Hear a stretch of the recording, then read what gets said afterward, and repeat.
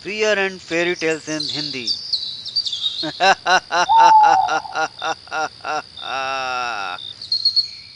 ये घटना गुजरात के गांधीनगर की है, जहां रात को कुछ ऐसा होता था जिसका ख्याल भर आने से शरीर में झुरझुरी हो जाती है। ये हादसा राजू पटेल के साथ हुआ था, जो अपनी बीवी और बच्चों के साथ रहता था। उनकी जौहरी की दुकान थी। सोने और चांदी की दुकान अच्छे चल रही थी। एक रात को वो जब घर वापस आ रहे थे, तो उनकी कार रास्ते में खराब हो गई। उन्होंने बहुत कोशिश की कि मदद मिले, लेकिन कोई मदद मिली नहीं। उन्होंने पैदल ही घर जाने का सोचा और वो निकल पड़े। रास्ते में किसी ने आवाज़ लगाई, अरे सुन भाई, सिरी लेगा या फट्टी। राजू ने पीछे देखा तो कोई नहीं था। वो आगे बढ़ गए और हंसने लगे। साला क्या बोल रहा है कोई, चुप कर। लेकिन फिर थोड़ी देर में आवाज़ आई, सिरी लेगा या फट्टी। राजू ने फिर पीछे देख कर कहा, अपना काम करो ना, मेरी कार खराब हो गई है, घर को जा रहा हूँ, तुम ये क्या सिरी फट्टी बोल रहे हो। अरे अपना घर में अपने बच्चा लोगों को दो यार अपना ये सिरी फट्टी। लेकिन वो आवाज़ फिर से आई, सिरी लेगा या फट्टी। तो राजू ने परेशान होकर कह दिया, ऐसा कर फट्टी दे दे, और हंसते हुए अपने घर चले गए। रात को वो सोए हुए थे, तभी किसी ने उनकी छाती पर कोई चीज़ रख दी। वो जोर से चीखे और बोले, अरे ये क्या है। उनकी पत्नी ने जैसे ही लाइट जलाई तो देखा, एक इंसान की अधजली टांग उनकी छाती पर रखी थी। राजू की तो डर के मारे बुरी हालत हो गई। वो अपनी पत्नी को चिल्लाकर बोला, अरे ये क्या है जानकी, ये तुमने क्या रखा है मेरे ऊपर, क्या ये मजाक है। तो उनकी पत्नी जानकी बहुत डरते हुए बोली, ये आप क्या बोल रहे हो जी, ये तो कोई इंसान की जली हुई टांग लग रही है मुझे, ये कहाँ से आ गई यहाँ पर। वो दोनों बहुत ज़्यादा डर गए। किसी तरीके से हिम्मत करके उन्होंने वो लाश की टांग को खिड़की से बाहर फेंका। उसके बाद तो दोनों को नींद ही नहीं आई। तभी बाहर से एक आवाज़ आई, अरे तू नहीं तो बोला फट्टी लेगा, अब बाहर क्यों फेंक दिया। इसके बाद तो बहुत तेज हंसने की आवाज़ आई। राजू और उसकी पत्नी का बुरा हाल था। बड़ी मुश्किल से रात कटी। सवेरे राजू पटेल ने ये बात अपने दोस्तों को बताई, तो वो हंसने लगे और बोले, सिर्फ फट्टी सही है राजू भाई, मज़े ले रहे हो हमसे हैं, अरे कम पिया करो यार। राजू अपना मुंह लेकर चुप रहा। आज शाम को जब वो फिर घर के लिए निकला, तो रास्ते में फिर आवाज़ आई, सिरी लेगा या फट्टी। अब तो राजू की बुरी हालत हो गई। उससे गाड़ी भी ठीक से नहीं चल पा रही थी। बड़ी मुश्किल से वो खुद पर काबू रखकर किसी तरह घर पहुंचा और अपनी पत्नी को सारी बात बताई। उनकी बात सुनकर जानकी भी घबरा गई, लेकिन वो बहादुर महिला थी, तो बोली, और कुछ नहीं है जी, जो हुआ उसे भूल जाओ, डरो मत। दोनों ने रात का भोजन लिया और फिर सो गए। आधी रात को फिर वही आवाज़ आई, सिरी लेगा या फट्टी। ये आवाज़ जानकी ने भी सुनी थी। दोनों डर के मारे कांपने लगे। तो आवाज़ आई, अरे बोलता क्यों नहीं, सिरी लेगा या फट्टी, जल्दी बता। घबरा कर राजू ने कहा, हमें कुछ नहीं चाहिए, तुम जो भी हो चले जाओ। तो फिर आवाज़ आई, सिरी लेगा या फट्टी, आखिरी बार पूछ रहा हूँ तुझसे, नहीं तो फिर मैं ले जाऊंगा तेरे को अपने साथ, समझा। राजू तो डर के मारे बेहोश हो गया।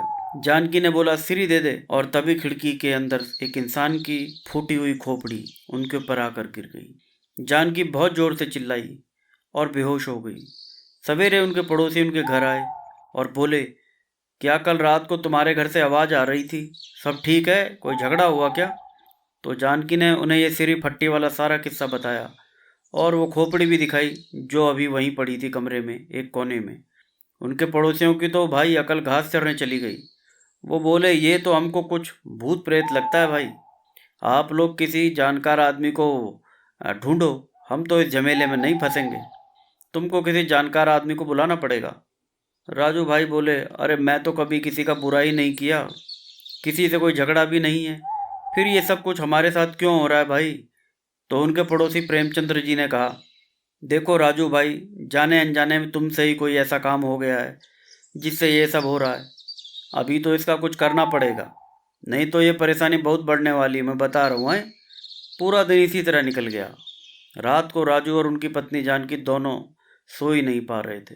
फिर आधी रात को वही आवाज़ आई, सिरी लेगा या फट्टी। वो दोनों कुछ नहीं बोले, चुप रहे वो। आवाज़ फिर आई, सिरी लेगा या फट्टी। लेकिन राजू और उसकी वाइफ चुप ही रहे और डर के मारे एक दूसरे से लिपटे हुए बैठे रहे। वो आवाज़ अचानक बंद हो गई और एक खोपड़ी और एक जली हुई टांग उनके घर के अंदर उनके बिस्तर पर आकर गिर गई। वो दोनों बहुत ज़ोर से चीखे और कमरे से बाहर भाग गए। कई सारे पड़ोसी भी भागकर उनके घर पहुंचे तो उन्होंने उन सबको भी वो सिरी और फट्टी दिखाई। अब तो सब पड़ोसियों को यकीन हो गया कि ये कोई मजाक नहीं है, ये सच में बहुत भयानक मामला है। पड़ोसियों ने राजू और उनकी पत्नी को हिम्मत दी और उनके बच्चों को अपने घर ले गए। सवेरे प्रेमचंद्र, जो कि राजू भाई का पड़ोसी था, उसने कहा, राजू भाई चलो मेरे साथ। मेरे गांव में हमारे गुरुजी हैं, वो जानकार आदमी हैं, शायद वो ही मुसीबत के बारे में कुछ बता पाएंगे। अगर ऐसा ही बैठे रहेंगे तो न जाने क्या हो जाएगा। राजू और प्रेमचंद्र दोनों गुरुजी के पास पहुंचे तो राजू ने उनको सारी बात बताई। गुरुजी जानकार आदमी थे। वो बोले, हम तो ये बहुत भयानक मामला लग रहा। वो कोई साधारण प्रेत नहीं जो पूजा विधि से भाग जाएगा। ये एक भक्षिणी चुड़ैल है। ये अक्सर रात में जलती लाशों मुर्दों को खाती है और बच्चे और बूढ़े कुछ नहीं देखती, उनके टुकड़े कर देती है। किसी आदमी को कुछ देती है, किसी को कुछ देती है। ये सिर को सिरी और पैरों को फट्टी बोलती है। अगर ये 5 दिनों तक किसी को सिरी और फट्टी दे देती है तो फिर 6वें दिन ये उस आदमी की सिरी और फट्टी उखाड़ कर ले जाती है और फिर किसी और को देती है। इस बार तुम उनका शिकार हो गए हो राजू। राजू रोने लगा और गुरुजी के पैरों में गिर पड़ा। वो बोला, गुरुजी मैंने किसी का बुरा नहीं किया, कभी किसी को लूटा नहीं, दान धर्म भी करता रहता हूँ, फिर मैं ही क्यों? मेरे छोटे बच्चे हैं, मैं मरना नहीं चाहता, मुझे बचा लो ना गुरुजी। गुरुजी बोले, देखो ये बहुत बड़ा मामला है, ये चुड़ैल बहुत शक्तिशाली है, इनका मुकाबला इंसानों के बस की बात तो नहीं है, फिर भी चलो कोशिश करके देख लेते हैं। गुरुजी ने कहा, तुम आज रात यहीं रुको। वो आज रात को सिरी और फट्टी लेकर यहाँ आएगी हमारे गांव में। तुम उसका शिकार हो, तुम्हें ढूंढते हुए कहीं भी जाएगी। तुम ये फूल रखो, मैंने इनको मंत्रों से अभिमंत्रित कर दिया है। जब तुम उसकी आवाज़ सुनोगे तो उसे कहना, थोड़ा रुक जा, मैं खुद सिरी और फट्टी लेने आ रहा हूँ। अगर वो तुम्हारी बात मान लेती है तो तुम ये फूल उसके बालों में फेंक देना और वो जो भी देगी वो लेकर चुपचाप चले आना। पीछे मुड़कर देखना नहीं, भूल कर भी पीछे देखोगे तो वो तुम्हें मार डालेगी। घबराने की ज़रूरत नहीं है, काम बहुत डरावना है, लेकिन तुम्हें तो करना ही पड़ेगा अब ये राजू। राजू की सिट्टी पुट्टी गुम थी। वो बोला, गुरुजी मेरे को डर लग रहा है, मैं मर जाऊंगा तो? गुरुजी बोले, वो तो तुम वैसे भी मरोगे। अरे ये काम तो तुम्हें करना ही पड़ेगा, वरना वो तुम्हें मार ही डालेगी। राजू मान गया, आखिर मरता क्या ना करता। रात को 12 बजे आवाज़ आई, यहाँ आ गया तू? कोई बात नहीं, तो बता, सिरी या फट्टी?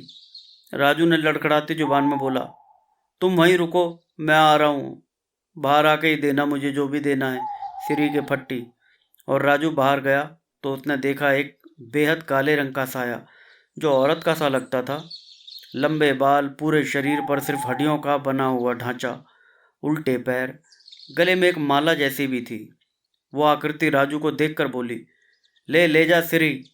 राजू को काटो तो खून नहीं वाली हालत थी, फिर भी वो बड़ी मुश्किल से उस आकृति के पास गया और चुपके से वो फूल जो उसे गुरुजी ने दिए थे उसने चुड़ैल के बालों की तरफ फेंक दिए। उस चुड़ैल ने एक खोपड़ी दी जिसे वो सिरी कहती थी, राजू के हाथ में रख दी।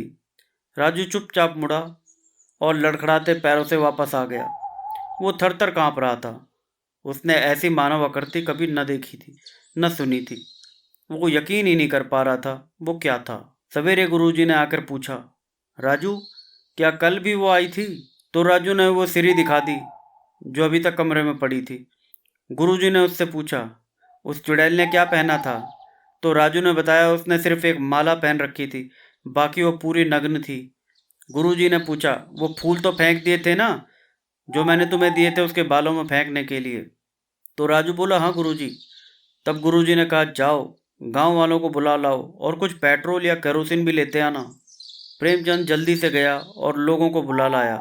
तब तक गुरुजी ने राजू को कहा, देखो राजू, जो फूल तुम्हें उसके बालों में डालने के लिए दिए थे वो कोई साधारण फूल नहीं थे, वो मैंने सिद्धि के बल पर मंत्रित कर दिए थे।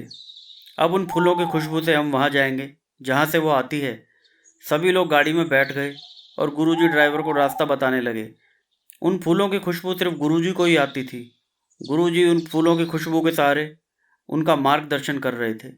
लगभग 37 किलोमीटर गाड़ी को चलाने के बाद वो लोग समुंदर के किनारे बने एक पुराने खंडर में पहुंच गए। गुरुजी ने बोला, बस यहीं रुक जाओ। यही है वो जगह जहाँ पर फूलों की खुशबू बहुत ज़्यादा है। वो चुड़ैल यहीं पर रहती है। संभल कर रहना, ये उसका इलाका है, वो हार नहीं मानेगी। इसके बाद गुरुजी ने अंदर कदम रखा। अंदर वो खुशबू एक पेड़ के तने में से आ रही थी। गुरुजी ने कहा, राजू, इस पेड़ को काटो, अभी जल्दी करो। दिन में ये सभी काम हो जाएं तो अच्छा है, रात को वो बहुत ताकतवर हो जाएगी। उन लोगों ने पेड़ के तने को काटना शुरू किया। तभी आवाज़ आई, सबकी सिरी और फट्टी ले जाऊंगी आज।